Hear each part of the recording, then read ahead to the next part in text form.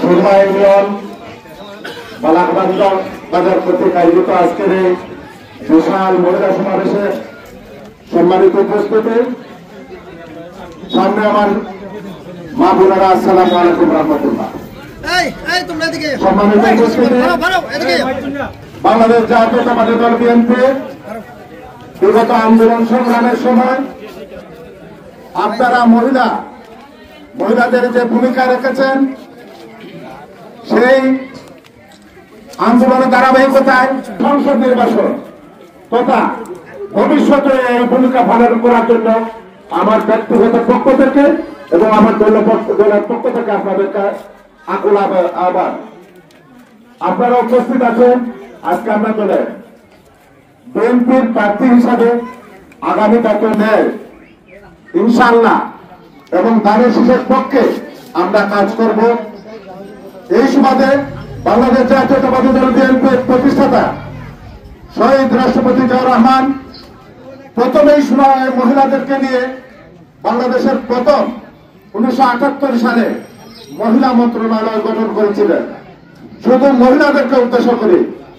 পরবর্তীতে বিভিন্ন কর্মসংস্থান, এই সংসদে প্রথম যে আমাদের মহিলা মেম্বাররা হয়েছেন না, এটা আমরা জিয়াউর রহমানের সরকার আমলে এই তৈরি হয়েছিল।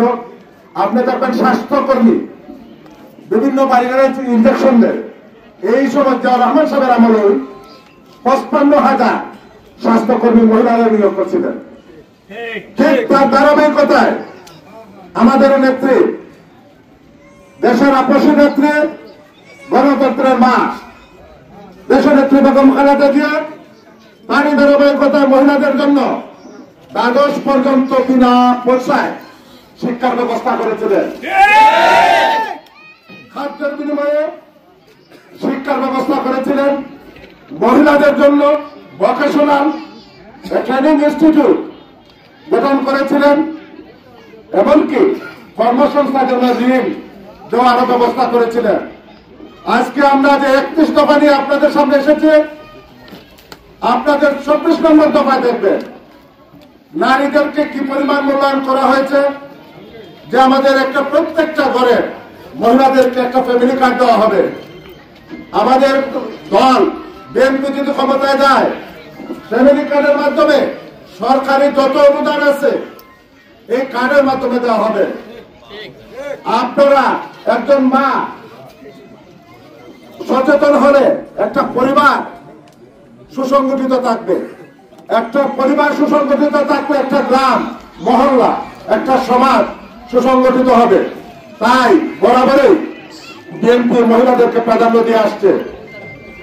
আপনারা উপস্থিত আছেন আগামী জাতীয় সংসদ নির্বাচনে বিগত দিনের মতো আগামীতেও প্রত্যেক গ্রামের এবং ইউনিয়নের ওয়ার্ডের প্রত্যেকটা ঘরে ঘরে আপনারা ধানের শীষকে জয়যুক্ত করার জন্য আহ্বান জানিয়ে আপনারা এই সকাল থেকে উপস্থিত থাকার জন্য আমার ব্যক্তিগত পক্ষ থেকে আপনাদের অসংখ্য ধন্যবাদ জানিয়ে আমি বক্তব্য শেষ করলাম। আল্লাহ হাফেজ।